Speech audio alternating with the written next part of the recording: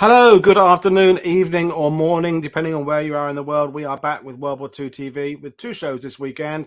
And one of the things I particularly like doing on this channel is introducing subjects that I know very little about because I just sit back and absorb it all like a sponge. And today is one such show. I learned a lot in the four shows we did earlier this week about Romania. Some of those discussions got very heavy and also talked about current affairs. But today we are talking about Thailand, which is their role in World War II. They fall in that interesting category in that they're not quite a belligerent, but they're not quite neutral. They're sort of in the middle there. Is it an occupation? Is it an agreement? And to unravel some of this mystery, my guest today, Dr. Panarat Anamwathana, is a lecturer in Bangkok. She earned her doctorate at Oxford University in England, and she is coming at this from the social and economic side of things. So please don't be bombarding her with questions about what type of rifles the Thai military carried in 1941, because that's not what we're going to be doing today. It's more about the social side of things, because it is a fascinating story. So just before I bring her into the studio, just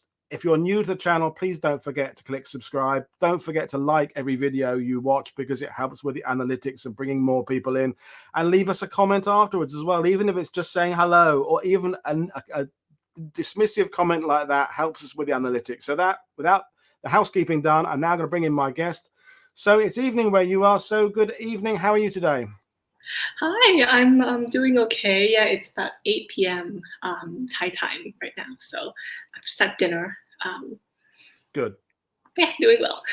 So, you studied in England. You're now lecturing in the economics and social side of it. And Thailand, it is kind of complicated history in World War II, because like other countries that aren't massive, when we talk about Romania, it's a country that in the couple of decades before World War II trying to establish itself, modernize itself.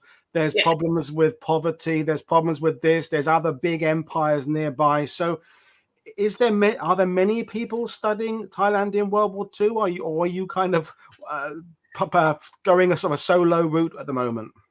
Not that many people are doing that, and that's partly the reason why I studied it for my PhD.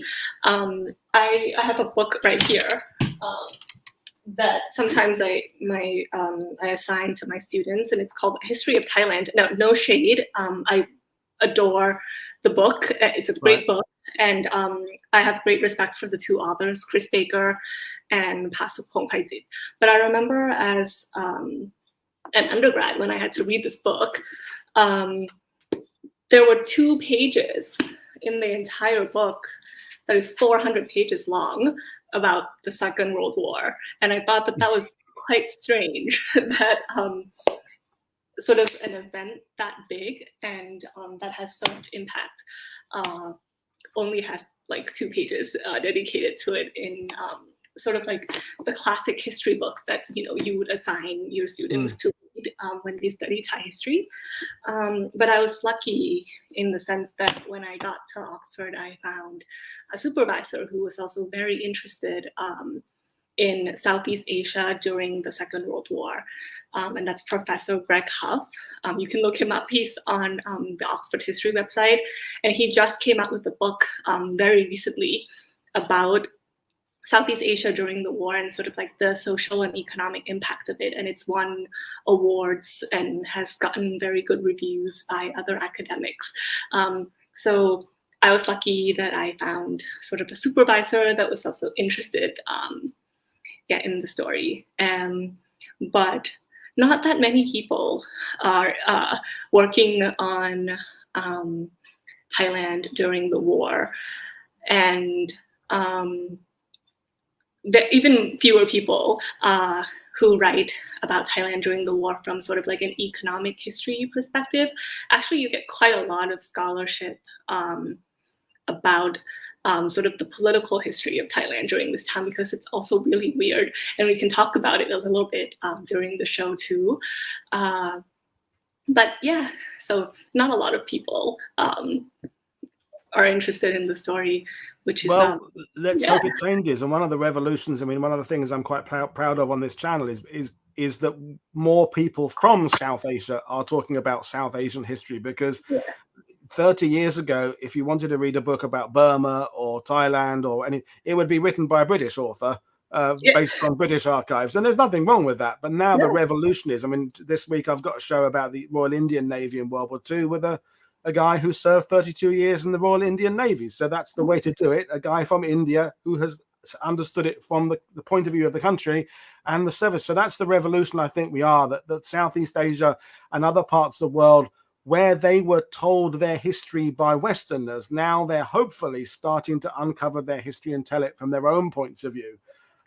Not necessarily challenging what was said 30 years ago by the Westerners, but giving a different perspective. And that's what it's all about, is different perspectives. But anyway, you've come armed with a PowerPoint, and we're going to look at Thailand during World War II. So, folks, if you have questions, please fire away as we go along.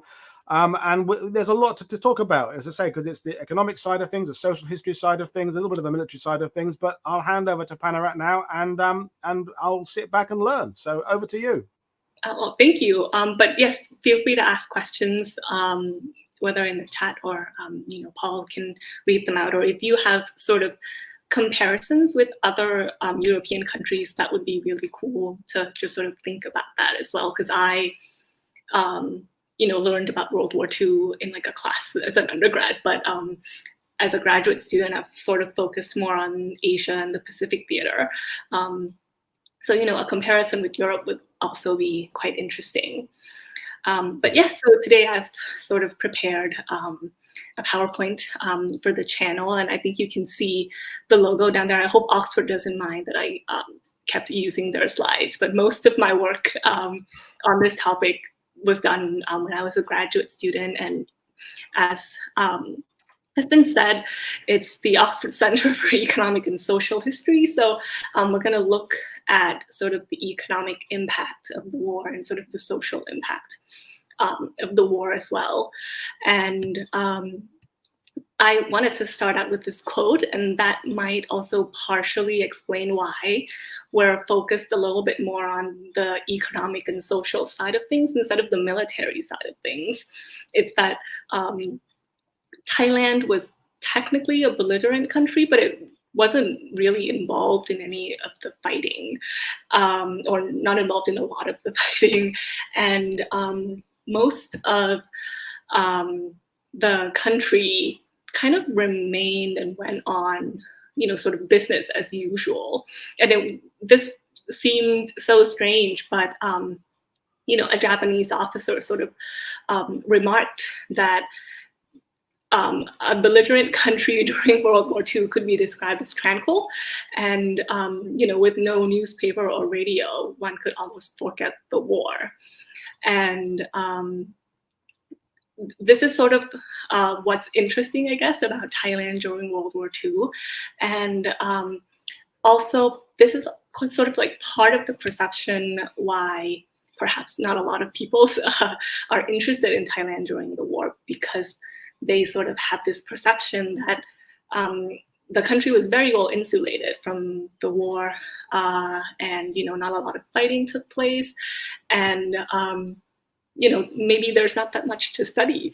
And when you compare Thailand to its neighbors, especially to, Burma, as it was called at the time, Burma was fought over twice, and the country was basically almost, it was in terrible shape, came 1945, because the British was very reluctant to lose Burma to the invading Japanese army.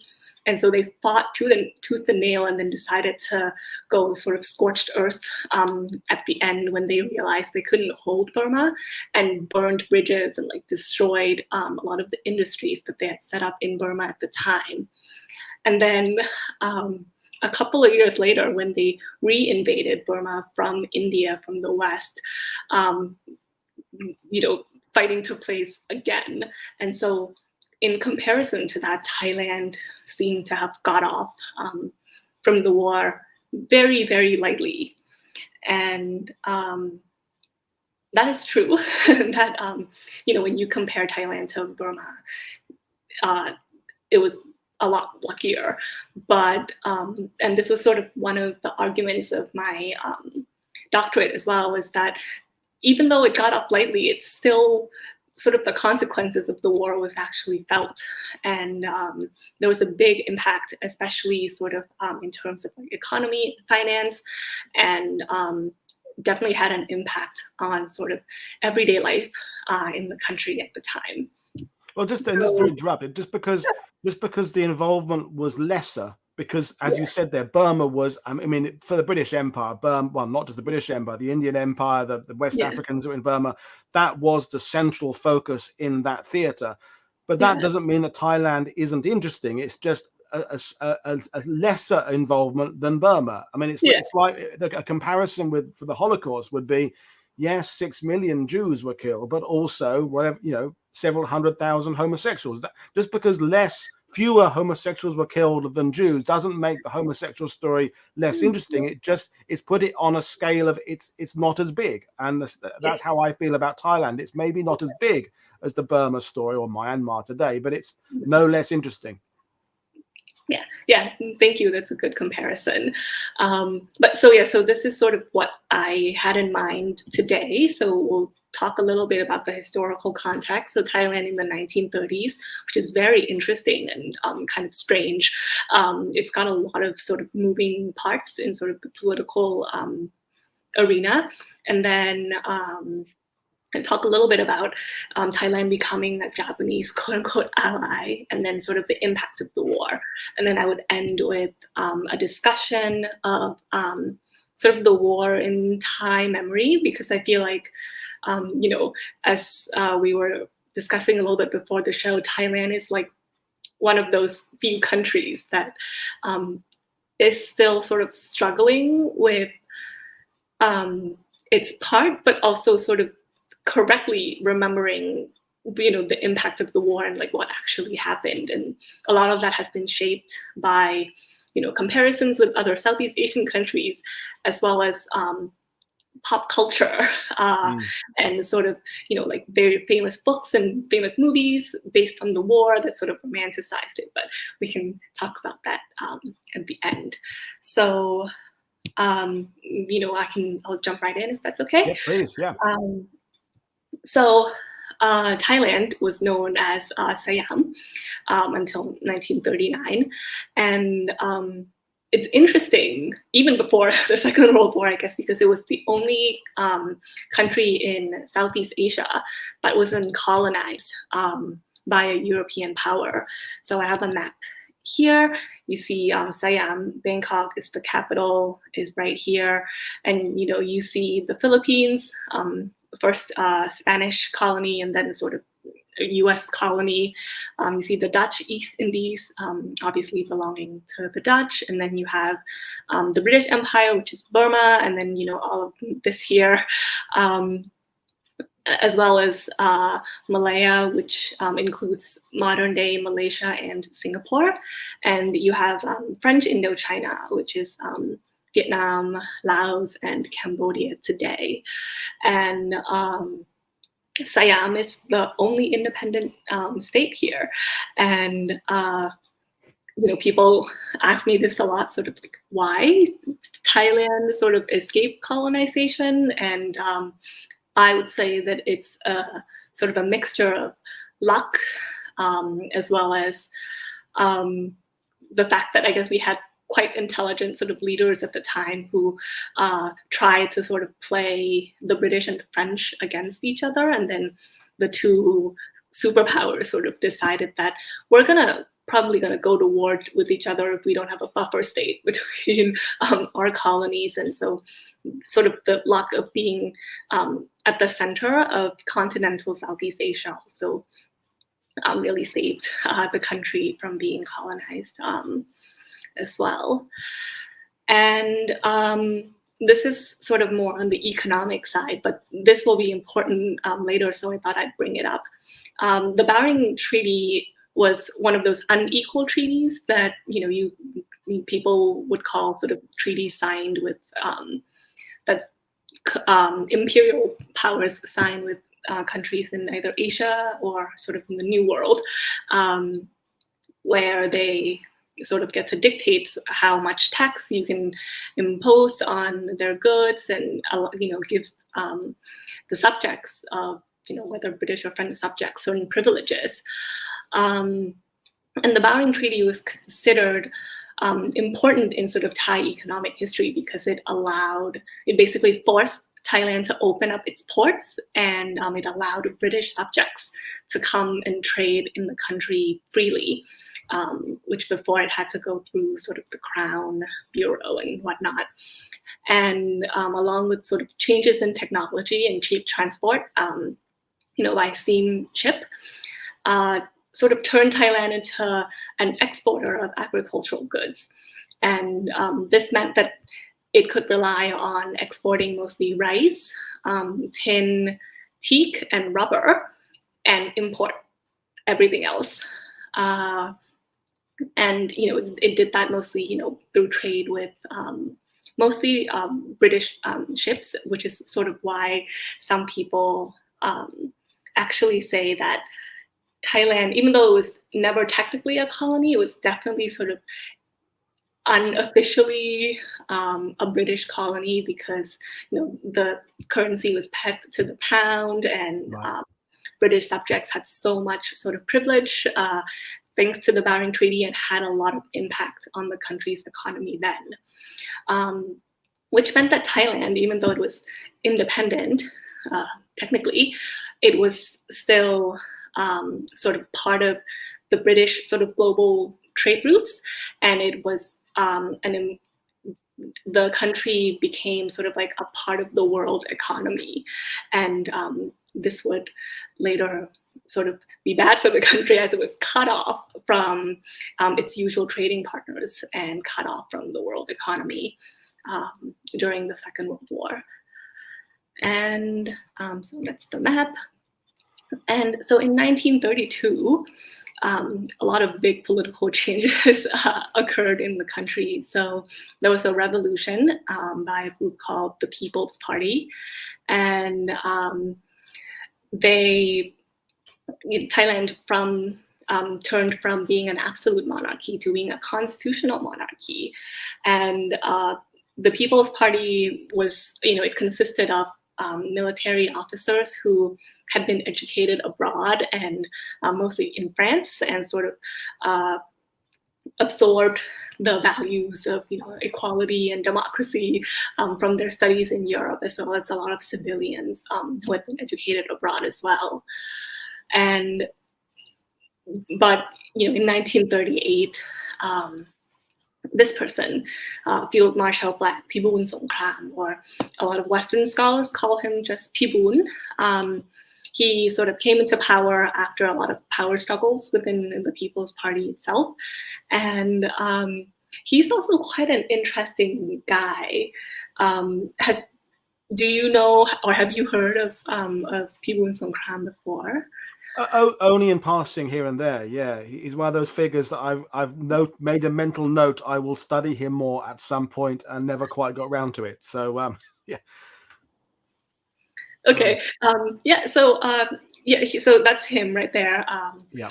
He was part of the People's Party that sort of overthrew, the absolute monarchy, and when he came into power, he changed the name from Siam to Thailand, and sort of had like a mini little cultural revolution of his own.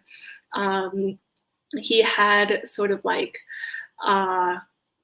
these things called like Rataniyom, which was sort of like, oh, okay, if you are Thai, this is how you should dress. So he had like a dress code for men and women, wanting Thailand to seem sort of like a civilized society. So it's like, don't leave the house without a hat on. So you'd be perfect for. Yes, I'd fit in there. Yeah. Mm. Yeah, and he also built sort of like a personality cult around himself, and this is sort of why Thailand is quite interesting during the wars, because we had this person as our leader, and he was an admirer of like Benito Mussolini, and because of, I guess, their own sort of personality cults, and he also really, really admired Japan as sort of like the new superpower in Asia, and really looked up to Japan, and has sort of like made speeches and has sort of made contact with Japanese like officials in asking for help, for like, oh, please help us too. We're kind of like your Asian little brother. If you can help us, then maybe we can also be as advanced as you are in terms of like technology and industry. And he was also very, very sort of nationalist, and really disliked foreign influences on the Thai economy. And I think that, right before the war, Western countries, especially Britain, they were sort of viewing him with a lot of distrust. And this was also part of the reason why, when eventually war broke out and Thailand became a Japanese ally, especially Britain was sort of like, aha, we knew this was going to happen, because this guy is like a right-wing nationalist who admires Japan. So of course, Thailand would ally itself with Japan. I'm sorry to interrupt, but you're saying about influence by Japan, but also you said that some of these people have been educated in France and other places in Europe. Is that the 30s in Europe is when we're well out of the big empire stage, the Austro-Hungarian Empire, all those. So there are countries that are on the smaller side who are trying to kind of establish themselves as a very independent, progressive, kind of modern way, and make themselves stand out. And Poland springs to mind, Romania, these other countries, and Italy as well, because Italy, it had been a major power, but now by the Mussolini, the fascist idea, you're trying to staking a claim there. So do you think Thailand is trying to kind of borrow some ideas from around the world? It's borrowing from its doorstep from Japan, but also from Europe. Is that if we set ourselves up as very strong and very independent and very new, we'll kind of be the power in the area. Is that sort of how does that make sense? It makes, yes. And there's something that I didn't include in this that I maybe should have, now that you've mentioned sort of Thailand trying to establish itself as like a power, was that Thailand lost some land to France during sort of like the scramble for land in Southeast Asia, when France sort of first arrived in the continent. And it was during Pibun Songkram's reign that he wanted the land back, and actually got the land back, because Thailand, invaded basically French Indochina, and Japan had to come in and mediate. And then, at the end, Thailand gained sort of like these few provinces back from France. And this, I think that's a great point, that definitely he wanted not only for, I guess, Thailand to seem like it's a strong country in Southeast Asia, but also sort of wanted to return the country to its sort of former glory days before, it became sort of a satellite state to Britain. And this also, pissed off the British and the French a lot, and that's why they really did not like Thailand during the Second World War. And another sort of related maybe fun fact is, Thai, like TAI, is the name of like an ethnic group that's mostly in Thailand, but also in other parts of Southeast Asia and even southern China. And so some people say that by changing the name to like Thailand, this could be him sort of signaling to the other ethnic Thais that might not be living in Thailand that, we want you to come back and join us, and we should, band together again and relive sort of the glory days of Thailand in the past. So a very interesting guy. And that's sort of him right before the war. And so at the outbreak of World War II, Japan started invading Thailand from the south on the 8th of December 1941. To Pibun's credit, he did ask for help. He went to both the British and the Americans and said, "We are a tiny country. If Japan invaded us, there's no way we can hold them off. Please help us." And not a lot of help came his way. And this is also quite funny because when Japan, started invading Thailand and set foot, into the borders, Pibun disappeared. He disappeared for like 2 hours. People couldn't find him, and so the standard protocol for soldiers when I guess your sovereignty is being breached is to engage in combat. Yeah. And so there was fighting in southern Thailand for a few hours, and then Pibun re-emerged and then was like, "Stop fighting. We will we're going to." After like fighting Japan for like 2 hours, we realized that there's no way we can stop them. So we're going to give Japan sort of like passage to go through the country. That was sort of like his excuse that Thailand put up a fight for a little bit. And it was clear that we couldn't fight Japan off. And so we gave Japan sort of passage. And I guess him disappearing for 2 hours was sort of like a tactic to allow Thai soldiers to fight, and then use that as an excuse.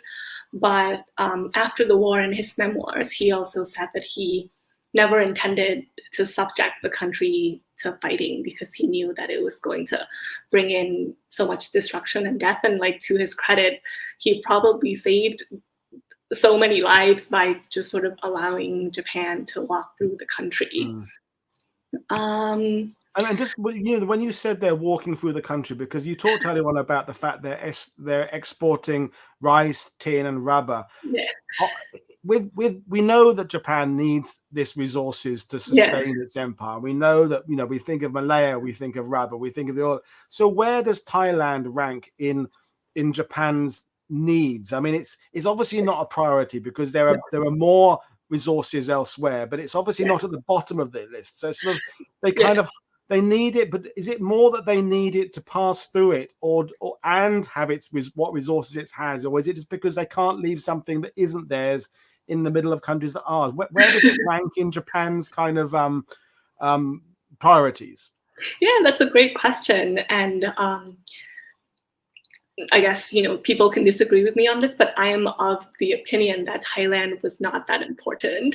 Thailand was a major rice exporter, but Japan already had access to rice because when France fell, Indochina became a Japanese ally sort of through Vichy France, and Indochina already exports so much rice, like more rice than Japan could possibly eat. I think in the 30s, the three main rice exporters in the world were Burma, now Myanmar, Thailand, and Indochina, and they fed basically most of Asia. And so, including India and like parts of China. And so Japan basically didn't need all of the rice that these three countries were producing. And in terms of sort of like the resources that it needed, it could get rubber from Malaya, and probably the most important resource that it needed was in Indonesia, which was producing oil, and it needed oil in Java. So I think Thailand, for the same reason that it escaped colonization, it became a target, or Japan needed it to be part of its wartime empire because it was at the center of Southeast Asia, and to go from Indochina, which was already a Japanese ally, to attack the British colonies in Southeast Asia, as well as as a base in continental Southeast Asia as a whole. That's where Thailand sort of came in. That's necessary, and so I guess this sort of, it's good, just leading me right to the next slide, that Super. Thailand was a necessary military base for Japan. And because of its sort of position as the sole independent, non-colonized nation in Southeast Asia, it also gave it, I guess, a special place within, the greater East Asia co-prosperity sphere, which is Japan's name for its wartime empire. And because if a country were a colony to a Western power, Japan could say, "We are liberating you from your oppressors. So that's why we're invading you." But Thailand wasn't being oppressed by anybody technically. And so Japan needed to give the appearance of earning sort of Thailand's alliance in its wartime empire. And it would be very bad press for Japan if it basically toppled like the Thai government and then installed a puppet government under Japan's control, which it really didn't want to, because that was more hassle, right? It was easier to be an ally and then have the Thais handle all the Thai problems, and then Japan can focus on other more important things. So, and this was sort of like written in a lot of the Japanese policies towards Southeast Asia, that they needed to win the hearts and minds sort of the people, especially in Thailand as well. And so they can't just come in and start taking over stuff, that they did though. But yeah. You said at the beginning about making the comparisons to Europe, because it's like when we think of the Third Reich expanding over Europe, they didn't treat all those countries the same way. It depended on how they perceived them, as whether they can kind of assume them as part of the Third Reich, take over them, or as you say, they liberate them. And it's these words like ally and words like neutral, they come so loaded with baggage, because you assume ally, that it gives an assumption. And in this case, and each time you put it on your slides there, you put it in the quote marks there, because it is, what is an alliance? What is, we have the same thing with the countries in Europe. It's a very nuanced subject there. And do you think Japan also, maybe you're going to come to this in a minute, but Japan kind of hoped that Thailand would kind of, you said hearts and minds, of join in with it, because they are a relatively new country. They've only established their identity recently. They're not as influenced by the Western powers, then maybe they will kind of just buy into the Japanese idea. If the Japanese don't piss them off too much and don't start taking over things, they'll just kind of slide in and become part on a sort of semi-friendly basis. Yeah, that's that. But also, I think maybe you were underestimating the influence of Britain on Thailand a little bit. Right. Like Japan was not a fan of, because Thailand had British financial advisors. You have sort of like foreign policy advisors from the UK, and a lot of the banks in Thailand at the time were also British banks. And one of the first things that Japan did when it arrived and got into Thailand was to shut down all of the British banks in Thailand. And it was also like written on one of like sort of the Japanese policies about sort of its policies towards Thailand was to rid Thailand of like the evil Western influences and reorient Thailand towards sort of Asia and like Japan, an Asian way of thinking rather than a European way of thinking. And okay, that makes sense. And but it's it's definitely like a really good point that like the word ally and neutral, they're quite they're very loaded. And to be fair, because Thailand wasn't technically a colony, Japan probably thought it was a little bit easier to reorient Thailand towards Japan than other sort of other Southeast Asian countries. And so I said this, and people sort of allowed Japanese troops to pass through Thailand, promising support, and this meant that Japan now had bases in Indochina, to the east, and then now Thailand. And this meant that they could easily launch an attack on both Malaya and Burma. And this made the British so angry. They were so pissed off at Thailand, as well as, the French, but they were also a Japanese ally at the time. And so here are some pictures of the sort of the Japanese marching through, and then their victory. And the fact that Thailand sort of becoming a Japanese ally allowed Japan to finally to launch its attacks on British colonies, as I said, pissed off the British. And this will also have sort of like repercussions after the war. And I think it's the next slide. Yeah, Thailand sort of was lucky in the sense that even though Britain was very angry at Thailand at the time, it sort of got support from the United States.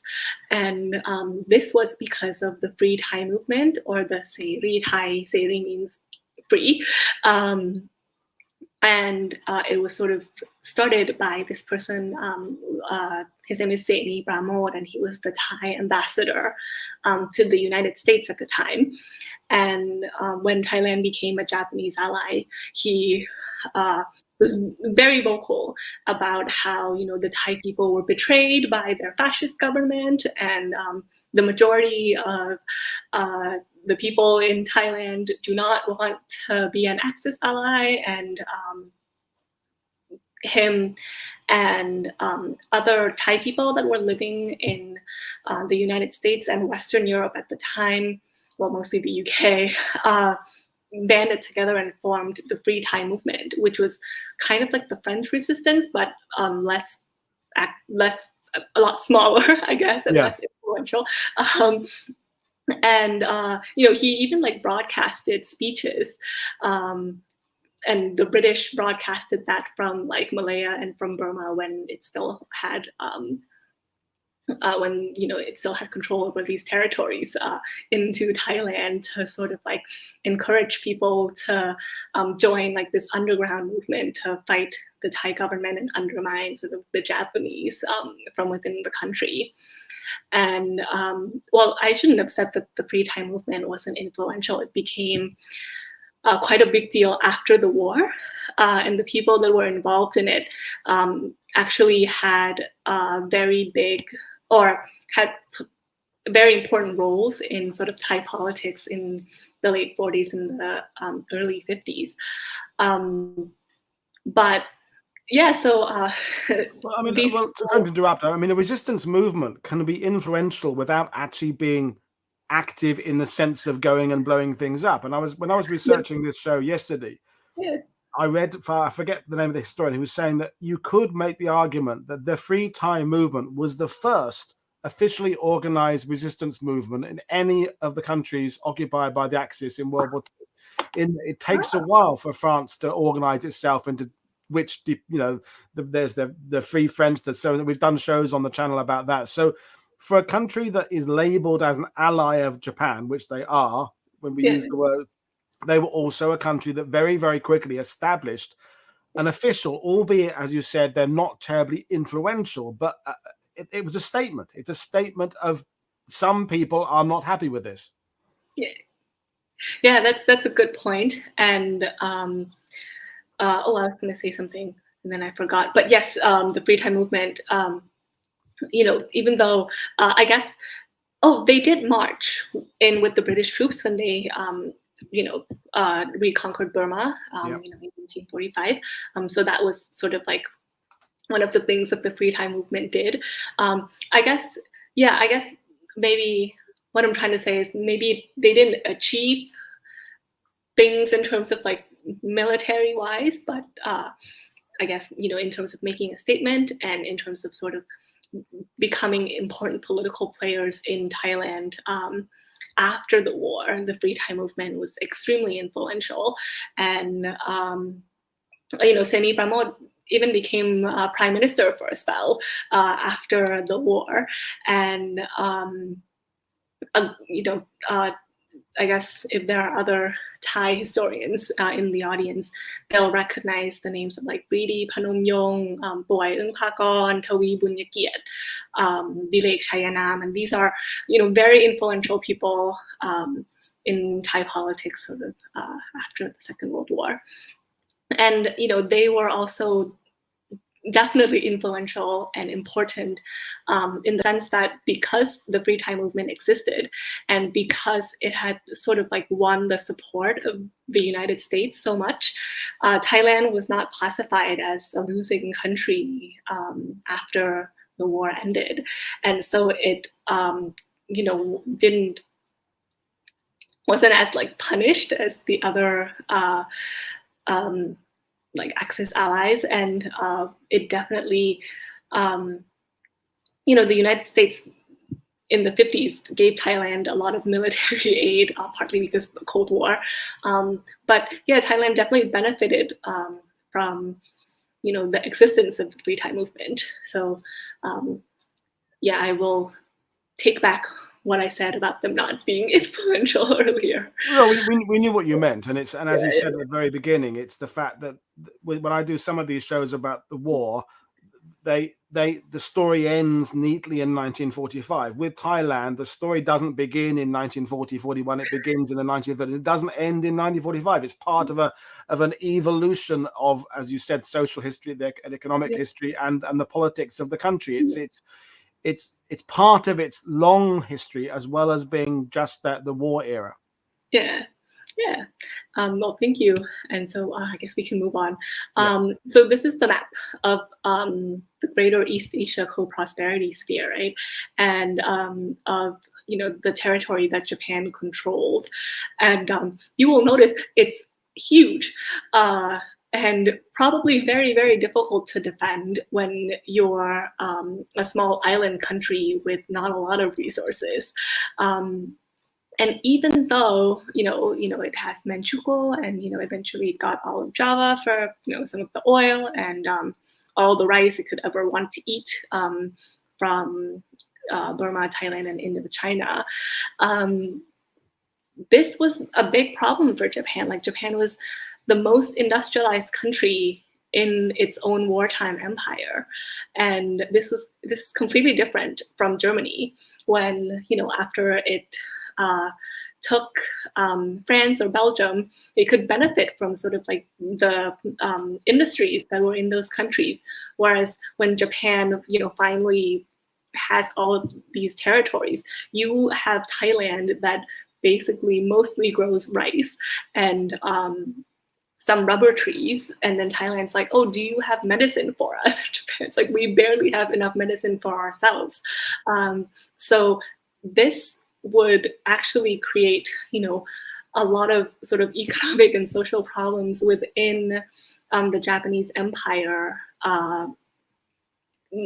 throughout the war. And so that's, I guess, what we're going to talk about a little bit. But before we talk about, sort of the economic and social impact, I thought that this was probably what most people think of when I say, oh yeah, Thailand was also impacted by the war, even though, the Japanese soldier and most people have this perception that not a lot occurred in the country. And Thailand was bombed, by the Allies. It began in like mid-1942 and ended in 1945.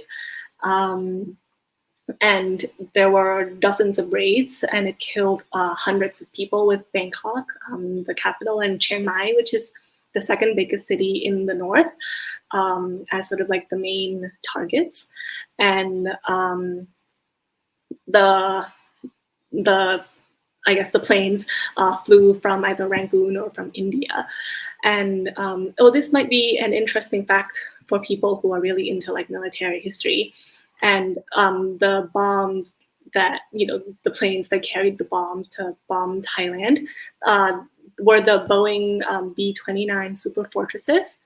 And those are the same planes that dropped the atomic bombs on Hiroshima and Nagasaki. So, obviously Thailand was affected by, Allied bombings and people. I write about this in my PhD dissertation as well, that so the targets were almost always like railways and ports, because the Allies wanted to sort of immobilize transport, and that would be sort of the easiest way to disrupt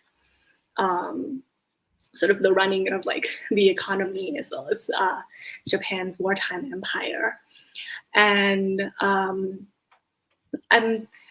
I think that this is probably also the same on the Western Front, but the accuracy of bombing targets when you fly are it's very low, right? Especially when you go at night, because you don't want to be shot down if you go during the day.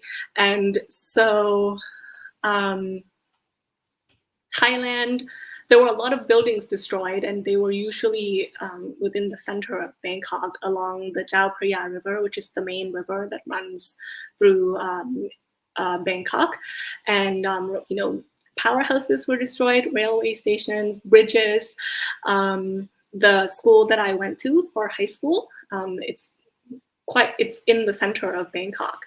And we were told when I was a student that a bomb actually landed in the school, but it didn't explode. So we were very lucky that we were not bombed, and because the school was right next to a hospital, there are always like kids, they tell ghost stories about Japanese, like ghosts of Japanese soldiers in the library. So don't go there at night a lot. But yeah, so with the bombing, Panarat, did the Japanese help set up anti-aircraft defenses and shelters for the civilians, or was it expected that the Thais did that themselves? How did that work? The Japanese didn't really help very much.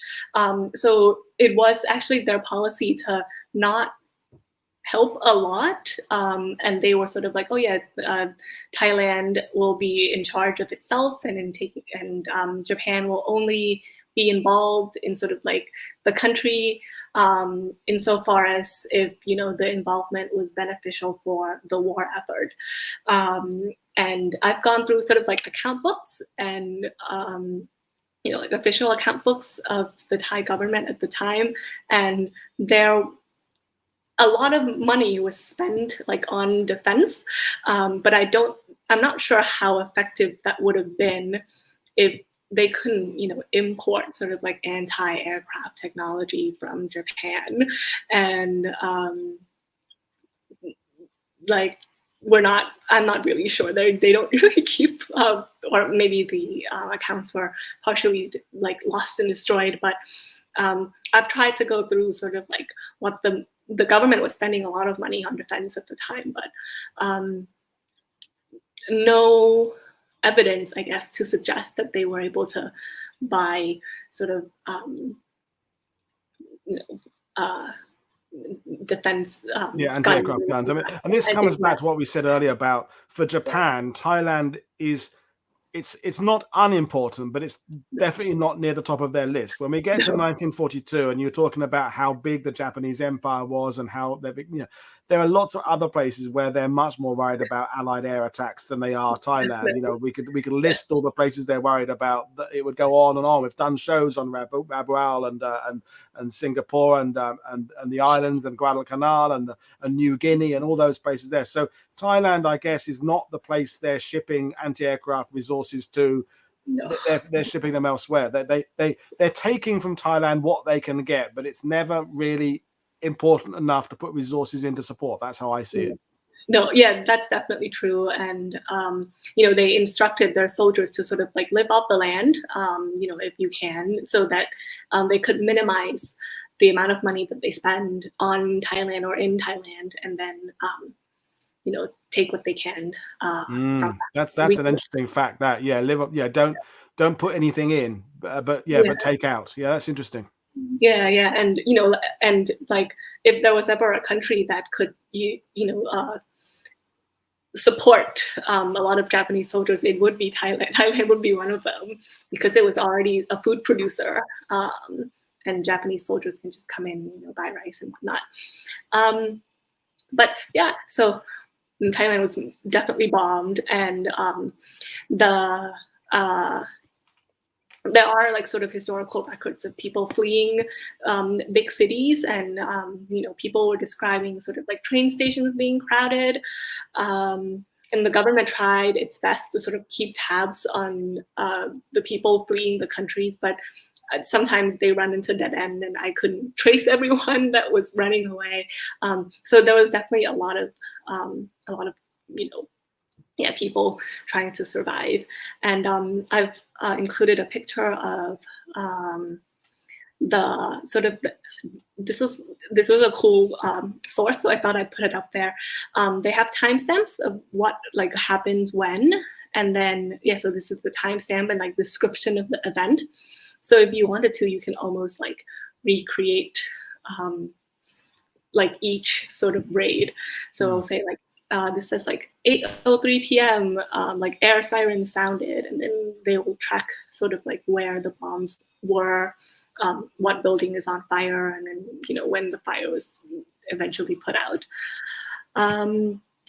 Also, the second thing that you would think of when we talk about Thailand during the Second World War, especially with Western audiences, is the Thailand-Burma Railway, or people call it like the Hellfire Pass. And it's so funny because this is probably one of the biggest because there were so many sort of like human rights violation during the war. But it was so Japan put prisoners of war along with Chinese coolies to work, and I think about 12,000 prisoners of war died, along with close to like 100,000 civilians or something. And because they knew that they didn't have a lot of capital and a lot of money, but they had labor to spare. So, they almost didn't care that people were dying, and people were basically trying to build a railway through a forest that was riddled with sort of diseases and mosquitoes. If you're ever in Thailand, there's a great museum that's like dedicated to sort of the prisoners of war and sort of like this horrible episode in Thai history at the site in Kanchanaburi province. And so that's on the border between Thailand and Burma. And I would, recommend visiting. It's a bit depressing, but it's quite well done.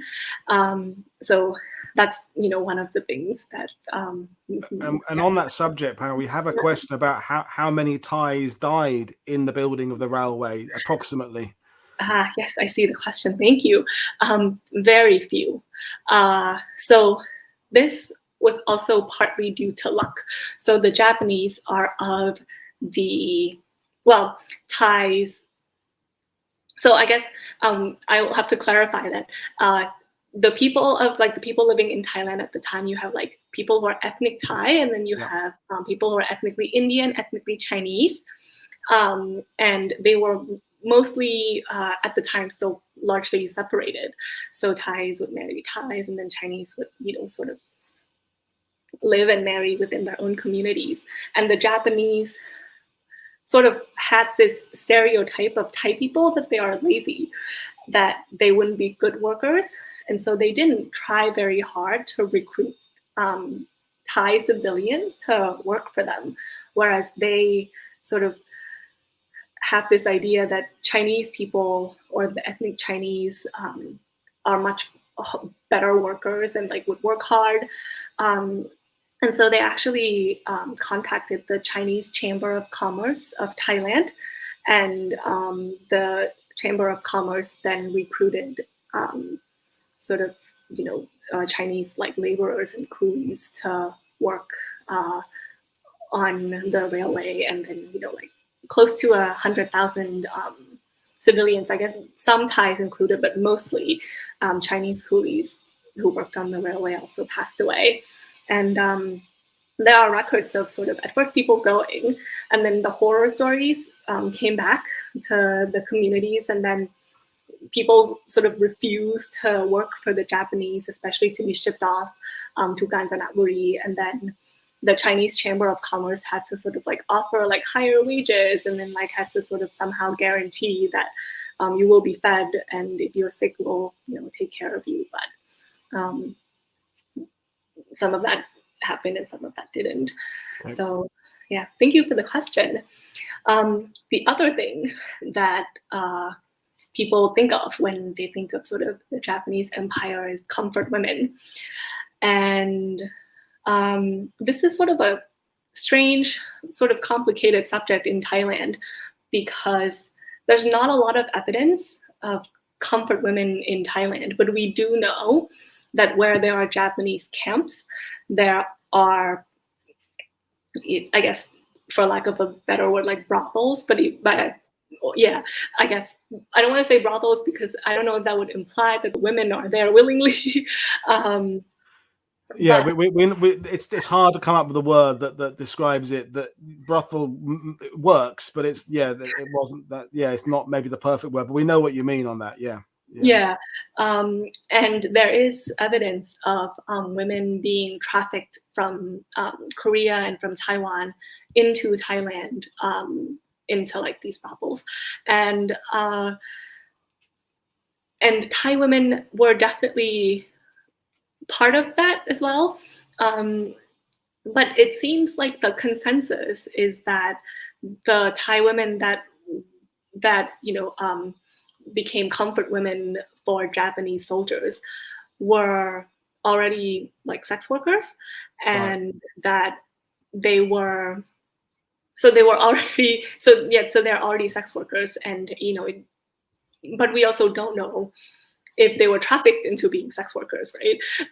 It's kind of really tricky to say, but the trouble with sort of, I guess, being decisive or definite about this is there's not a lot of evidence, but we do know that women were trafficked from outside of Thailand into Thailand to be based around like Japanese camps, and that some Thai women were involved.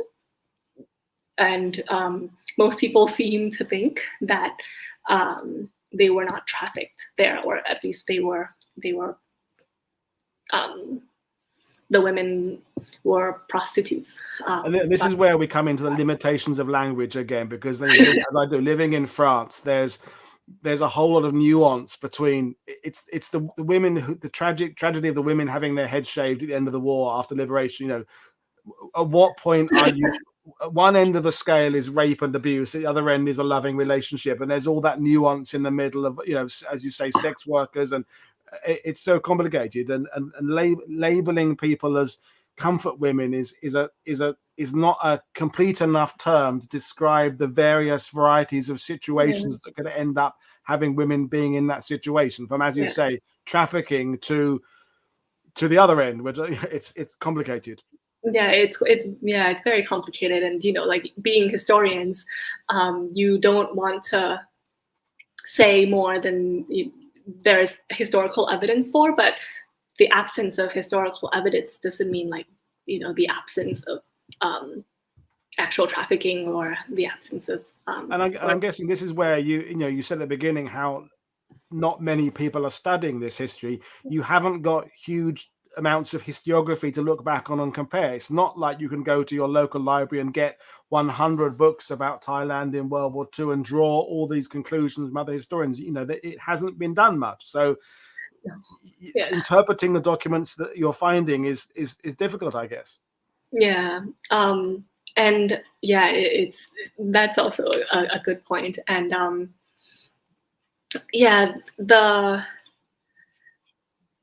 feel like it's starting to get a little bit more attention as of late. So maybe we'll be able to know a little bit more with more research being done.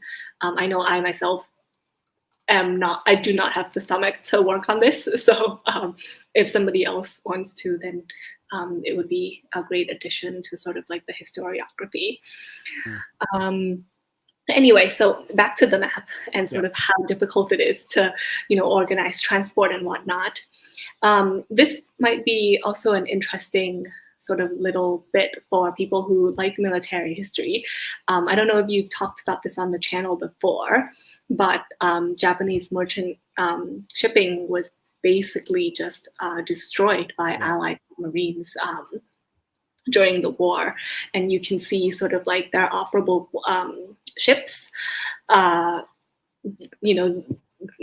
tonnage decreased by like 90% from 1941 to 1945, which meant that for Thailand and for other countries in Southeast Asia that actually sort of depended on Japan for, or was hoping to depend on Japan for, clothes, medicine, and, industrialized sort of like goods, they really, well, not that Japan had a lot to spare, but sort of the destruction of merchant shipping meant that Thailand couldn't import anything that it used to import before. And a lot of these, are important stuff like cotton and clothing, along with sort of like other fuels and other sort of chemical products that are necessary in the country. And so what happened was the country had to ration stuff. This is something that I remember being surprised when I learned about this. And I remember sort of like when I told other Thai people that, did you know that Thailand had to like ration a bunch of goods during the war? People were surprised. But it makes total sense because Thailand, as I mentioned, was importing a lot of goods, mostly from the UK. And then when it became a Japanese ally, Japan said no more trade with people who are our enemies.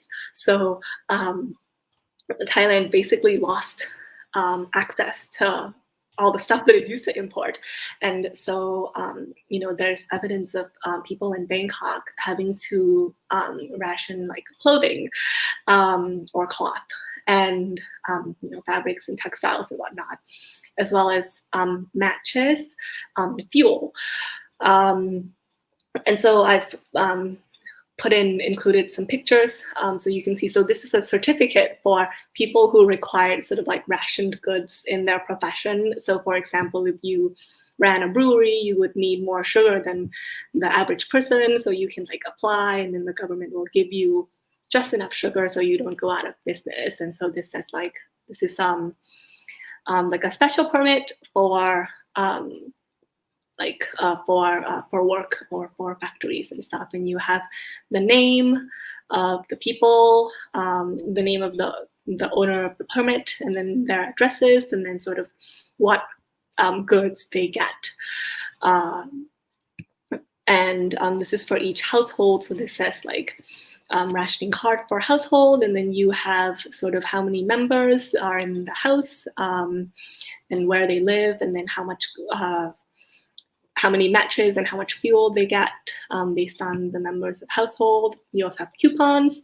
So this is for fuel, sugar even, and for matches. So, and these are just sort of like basic things that Thailand, like Thai people just did not have access to. And not only did it have, so let's see, I also talked, I guess we're just over the 1 hour mark, so I can talk about this a little bit quickly. A paper of mine and my PhD supervisor was recently published in the Financial History Review, if you're interested in how Japan financed its occupation of Thailand.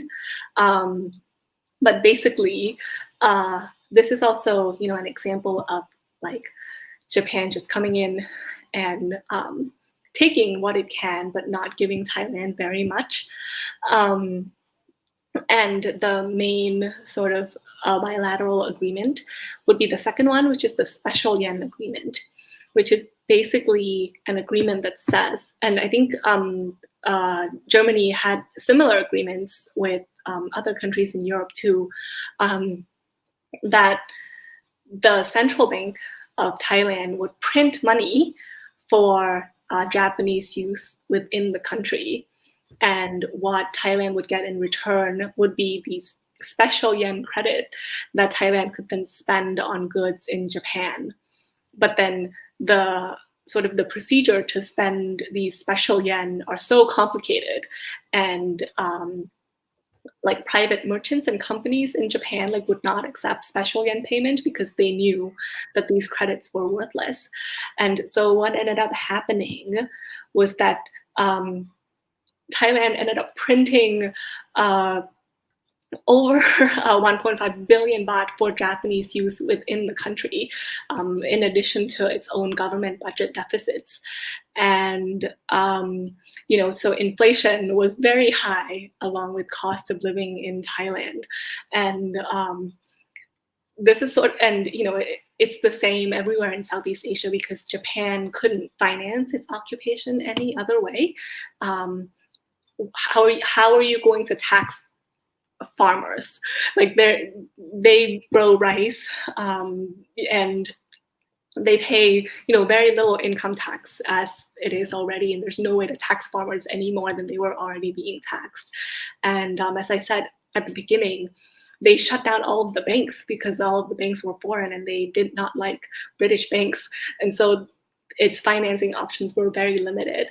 And so printing money was sort of the only way, and that led to a lot of inflation, as one would have expected. And as we can see, it continues after the war as well. And this is, your point earlier about every time we say the word ally, we put it in quote marks, is that they're seeing none of the benefits on all of the hardships. It is much more like an occupation. I mean, if we make a comparison to Europe, we just talked about Romania this week. At least in the early years, Romania was gaining territory. It seemed to be gaining from the Axis partnership.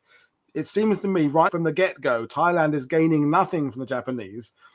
And gradually it gets worse and worse and worse. And sure, I can understand when we're talking about rationing for matches, it doesn't sound as dramatic as India at the same time. Is there's a famine going on, so it's like when I have in Normandy when Americans talk about the rationing they're on in the USA in 1943, and I say, well, it's not the same as the rationing in Britain, but then Britain's rationing wasn't the same as the rationing the Dutch people were living in 1944. There's just because one country's having more of an extreme than another's doesn't mean the country that's having the less rationing is not less interesting. So Thailand is not getting the worst of what's happening in Southeast Asia, but it doesn't mean it's not worthy of study. And I'm learning so much, and so are people who are watching. We're all feeling it's new history for us. It's brilliant. Thank you so much. But I do have to say that Thailand did gain some territory because Pibun was like very nationalist, and it gained the invasion of France of Indochina, and then Japan sort of gave Thailand some territory.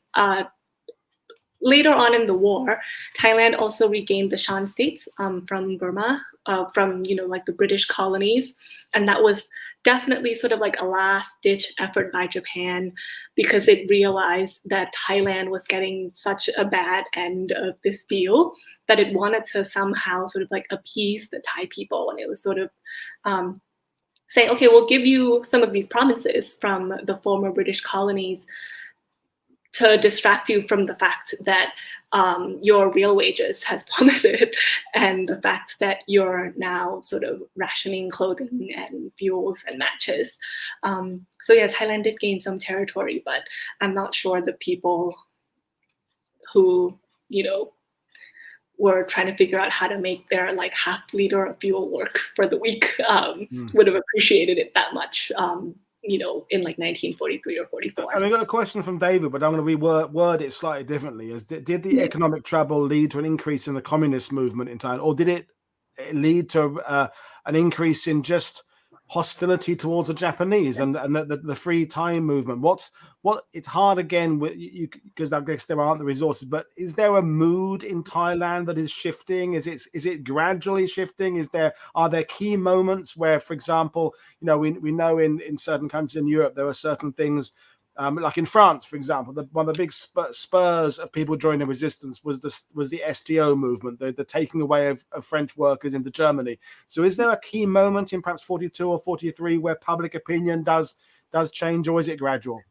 So this is a very good question, because it's sort of like leading me on to the next section, which is so one of the sources that I looked at when I was going through stuff in the archives was letters. So the government was accepting letters of complaint from Thai citizens, and these are quite interesting.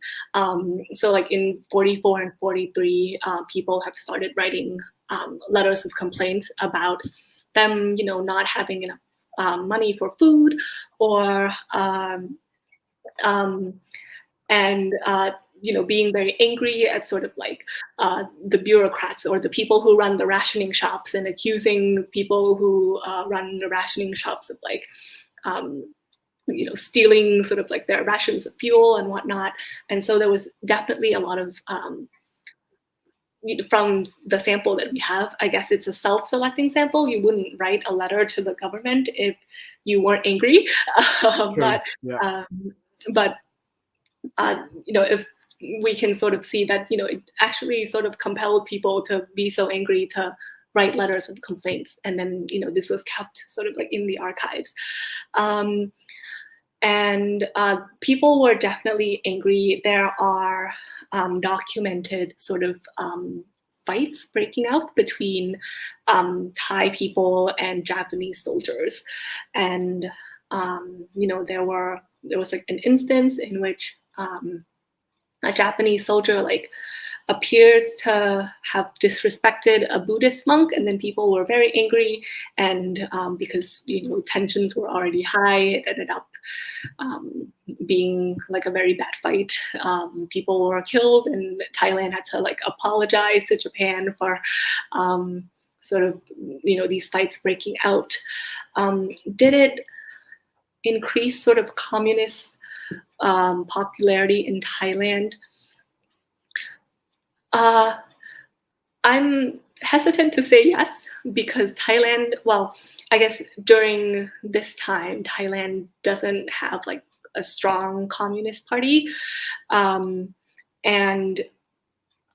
I guess Thailand never had a strong communist party at any point in history. But I think a lot of the sort of frustration and anger was directed more towards the Japanese soldiers, and rather than sort of the capitalist system and people, I guess merchants or factory owners, because there aren't a lot of factories in Thailand at the time anyway. So I think a lot of the frustration went to the Japanese, and they realized that sort of this economic hardship that they were facing. The main reason for that is that because they were being occupied by Japan. And there are, I've seen sort of some, this is on a much smaller scale than the Free Thai movement. It's called the Thai Teak movement. It translates as the Thai kick movement. And so these are people who work for the Japanese, and they're just doing little things to undermine them. On the ground, or they would steal food or steal stuff from Japanese sort of camps, and or try to I don't know, sort of poke a hole in sort of the fuel tank of when the Japanese appropriate ships or appropriate trains in Thailand. And so these are sort of little acts of sabotage. Of sabotage and resistance that people have definitely written about. And during the Japanese occupation, well, we'll call it occupation, how about the people in Thailand getting information and news? Is the media controlled by the Japanese? Are journalists from other countries allowed in? What we know, for example, I always bring it back to France because where I live, French could listen to the BBC, albeit illegally. So what result if you're a Thai civilian working in a shop in Bangkok? How are you hearing about the war by like 1943? Are you hearing a Japanese version? Are you able to hear global versions? So most of the media was Thai controlled, Right. and so it really depends on what the government wanted them to hear. And there was actually, I remember coming across a really interesting sort of like order from the prime minister, was that he wanted to make sure that there was at least one radio in every village, because he wanted to make sure that he can like communicate to the Thai people wherever they are. But Thai people were definitely, I think they were aware that towards the end of the war, definitely Japan was losing the war. And part of, I guess, the reason for, I guess, like the part of the reason why there wasn't like a mass uprising and that people seemed to be relatively calm about the war was that the Thai government remained in place, right? And they knew that even if Japan lost the war, there might not be that big of a change in Thailand. And even though there was, massive inflation, it wasn't that they were printing Japanese like currency. This was Thai money.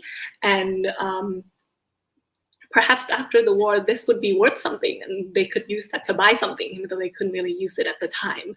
So sort of like just having a Thai government in place, and the king was, still there and alive at the time, led to an air of like normalcy almost. And but they were definitely aware that they knew that the Japanese was losing. And you have some people saying, I guess I didn't say this in the letters, but you have people asking questions like, what will happen to us? We're a Japanese ally, Japan is going to lose the war and all that. So they definitely knew.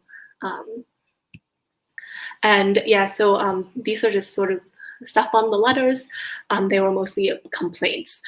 But what was interesting also was that there are signs of like social hostility, and definitely towards Japanese soldiers, but also like towards groups of ethnic minority in Thailand. And as I said before, we have a lot of ethnic Chinese and some ethnic Indian communities in Thailand.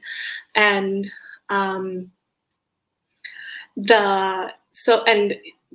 I guess this is also something that's quite particular about the Thai society at the time also, is that Chinese and Indian communities tend to mostly be involved in trade.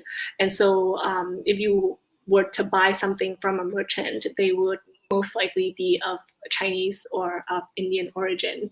And Thai people tend to stay sort of in the agricultural sector. Right. And so during the war, when things cost, 5 times more than they used to, when you want to blame someone, blame the foreigner. You blame the foreigner, and you blame the person that sold it to you. And so there was also this building up of hostility between the ethnic Thai people and definitely ethnic Chinese and ethnic Indian. And what was really bizarre was also that the government conducted an investigation, and then they concluded that the Chinese merchants were hoarding goods and then selling them at higher prices. And I think it was because the government had very little that it could do to control the prices of goods. And so they were sort of grateful to have a scapegoat and that they could point to, and well, if Thai people are angry, at least they're not angry at us, they're angry at the foreign merchants who are evil instead. So yeah, so definitely the economic strain and economic hardship led to definitely like hostility and violence, a little bit in Thailand, definitely. And yeah, I think we're nearing the end now. So what happened when people wouldn't allow Japanese soldiers to sort of gain passage through Thailand was he basically tied his own sort of political fate, right, to Japan, which he eventually overcame and then became prime minister again. But in 1944, the pressure for him to resign was too much, and then he eventually resigned. And this person on the left, Kwang Apaiwong, became prime minister in 1944, and then also resigned during the war. And Thai politics at the time was very interesting because you have sort of like the People's Party camp, which was sort of represented by Pibun Songkhram himself. And you have, well, Kwang Apaiwong was part of the People's Party, but also was sort of like a royalist. So he wanted the royal family to play a little bit more role in the country than, I guess, the average person from the People's Party. And then the person on the right is Priti Phanomyong, who is known for being quite left-wing and liberal. He was like accused of being communist and had to flee the country, but then came back afterwards and was even prime minister for a while. And so during the Second World War, you have sort of like these three different camps, and then they would then align themselves with world superpowers during the war and then after the war. And it was this was definitely sort of one of the biggest I guess impact and consequences of the Second World War was that it had sort of an important role in how the country sort of political development unfolded after. Yeah, as you're saying that, Panarat, it seems to me that the main players by sort of 44 are now not just thinking about the immediate, the war's going to end, the Japanese are losing they're now thinking, okay, there's this immediate chapter, but there's also how are we going to come out of this beyond this. It's like Churchill thinking about the Russians as a new enemy, even while he's still fighting the Germans. The wise people are 3 or 4 chess moves ahead at this moment, thinking about there is going to be a future beyond Japanese occupation. How's the best way for us to morph from where we are now as smoothly as possible into a new era? And there are different ways of achieving that, I suppose, because you're looking at the world powers. Because fascinating in Southeast Asia, and I guess it comes into economics, is that the USA wasn't really a big player before World War II, but after World War II becomes a massive player, and Britain's empires drops considerably. Australia probably becomes more of a player post-war than it had been pre-war. So you've got to be kind of a bit of a clairvoyant in 44 in Thailand to kind of see which way it's going to go and who is going to be the new power there. Who do we want to ally ourselves to, especially because they've had such a rotten experience allying themselves with Japan. They don't want to make that sort of mistake again. So there's a lot of decisions to be made at this point there. So well, I'll let you kind of, I guess, wrap things up to a certain extent, but I think we'll have you come back later on, do another show and do something else. But I'll hand it back to you to bring things to kind of to a conclusion, I think. Sure. Yeah. So this would be the last slide, and this is sort of what I was alluding to earlier, and that the war in Thai memory is so weird. It's very strange. Thai people sort of like learn about the war. They, in school we learned about the Free Thai movement, and we were like, oh yeah, Thailand was never colonized once. We were never occupied, but we were also never an Axis, like part of the Axis either. And it's kind of like you're one or the other, right? You're either occupied by Japan or you willingly allied yourself with Japan. You can't like have your cake and eat it too. And there's this weird sort of like cognitive dissonance among Thai people at the time. And the other thing is that Thai people somehow like have romanticized the Second World War a little bit, and they have, so part of that is because of a very famous romance novel. It's called Kugam in Thai, but I think the English name is Sunset at Chao Phraya being the river. And it's a love story between a Japanese soldier and a Thai woman. And that, eventually he gets killed in the war, and she's very sad. And and it's been remade like 50 times, well, not 50, like maybe 10 times. But so this is sort of like what comes to Thai people's minds when they think of World War II. And this is unimaginable. I don't think any other country in Asia could have come up with a romance between a Japanese soldier and a local woman. But, Thai people, when they think of World War II, they think of whoever is the hottest male movie star at the time playing a Japanese soldier. And so they really have sort of like romanticized the war and have remembered it in such a strange way that, it's strange to me as someone who studies it, in history. And I guess it's the same with a lot of other countries in Europe as well that has a complicated relationship. The way I'm thinking about it is if we did a show about Turkey's neutrality about 6 months ago, and that was a country that, if you're in Turkey today and you ask someone from Turkey to explain their role in World War II, they can't just give you a one-sentence answer. And it seems to me that's Thailand's. If you're asking, so you're Australian, what was your role in World War II? We were an ally. We were fighting the Japanese from day one. It's very easy to say if you're, but if you're Thai or you're Turkish, you're kind of going to go, well, here's how it goes. We were kind of this, but this actually means this. And during the course of the year, it's very hard to kind of break it down to a simple statement. And that's why, because it's so complex to understand, maybe the easiest way is just kind of ignore it and just say, well, let's move on. And it's fascinating. So what's next in terms of, obviously you're a younger generation of historian. We said at the beginning, you're not one of many people studying World War II. What about archival research in Thailand? Are things available? You produce those documents and the ration cards. Is it easy to get to?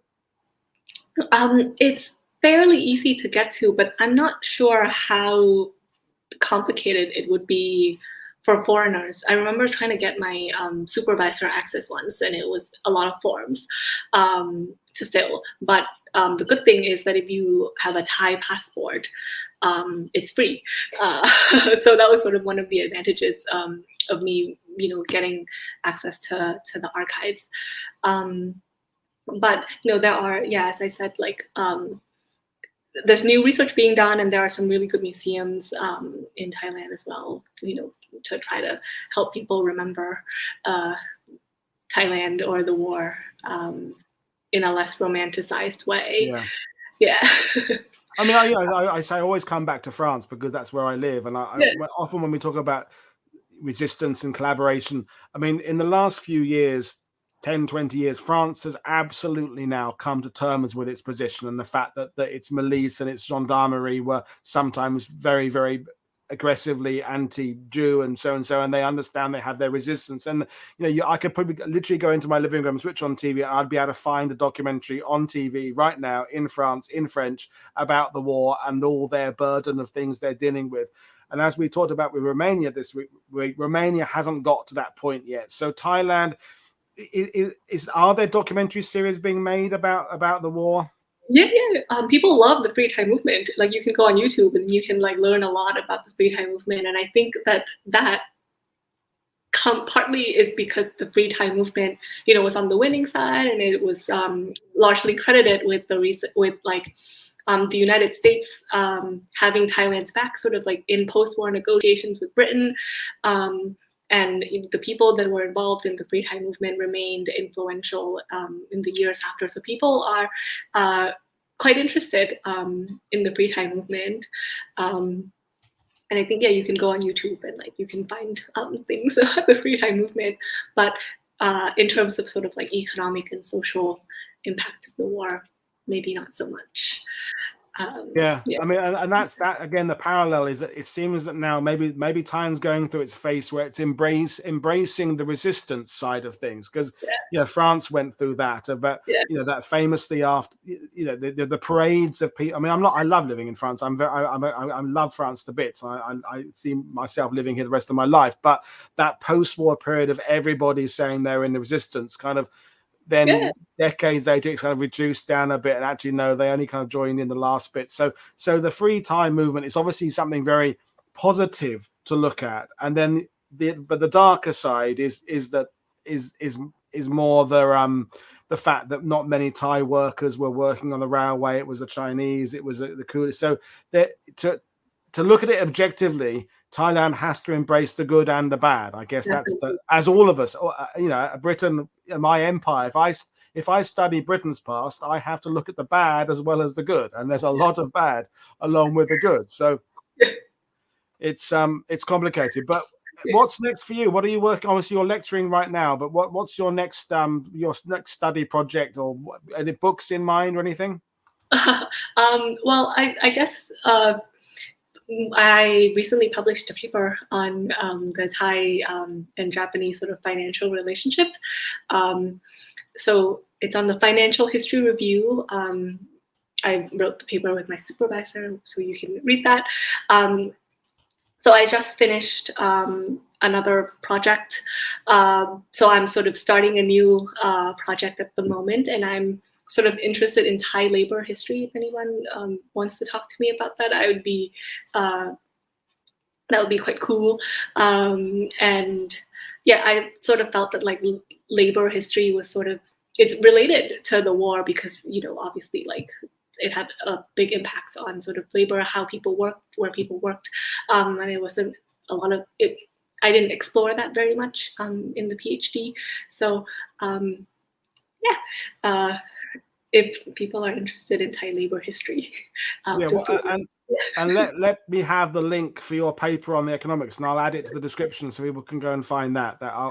Email me that, and I'll add it that for afterwards. So, well, it's been brilliant talking to you. I'll just remind people what you're coming up, and I'll come back and say goodbye to you in a second. So, folks, another show for you tomorrow, 7 p.m. GMT in the evening. That is for me. We're having Alex Kershaw coming on talking about his latest book on the 3rd Division Medal of Honor recipients, including Audie Murphy. Then Monday is when Naval Battles Week commences officially, and we have Brian E. Walter on talking about the Mediterranean campaign in terms of the shipping side of things. He did the show about the Battle of the Atlantic a few weeks ago. He's now coming back to talk about his new book, The Battle of the Mediterranean. Then we've got other shows about the Indian Navy and the USS Tide, and we've got a show about the yachtsmen volunteers in the British Royal Navy in World War II. That will be Julia Jones, host, is the guest on that one. So lots of stuff coming up. But right now, I'm going to say thank you very much to Panarat for joining us, and you can have the rest of the evening off. Well done. You've earned a cup of whatever it is that takes your fancy, a cup of tea or whatever you want. Thank you very much. It's been great talking to you. Thank you so much. Thanks for having me. No, it's been good. Have a rest of your day.